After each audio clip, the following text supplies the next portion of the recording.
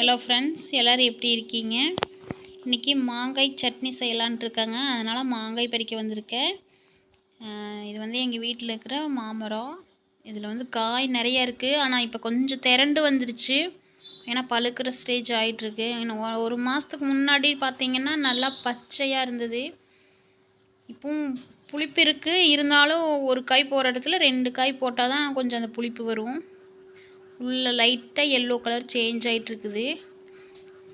பார்த்திங்கன்னா தெரியும், மாங்காய் கொஞ்சம் நல்லாவே திரண்டு நிற்கிது. இன்னுமே மரத்துலேயே பழுக்கிறதுக்கு விடணும். இன்னும் 1 மாதம் கழித்து பறித்தோம்னா தான் நல்லா பழுத்து வரும். இப்போ சட்னி செய்கிறதுக்கு ஆன மாதிரி தான் இருக்குது. அதான் பார்த்துட்ருக்கேங்க. இப்போ 2 மாங்காய் பறிச்சிருக்கேன். ஒரு 4 பேர்த்துக்கு செய்கிற மாதிரி இருந்தால் 2 மாங்காயாவது போட்டால் தான் நம்ம தக்காளி எதுவுமே சேர்க்காமல் இதோட புளிப்பே வரும். இல்லைன்னா பச்சை இலை செய்கிற மாதிரி இருந்தால் 2 கீற்று போட்டால் போதும்.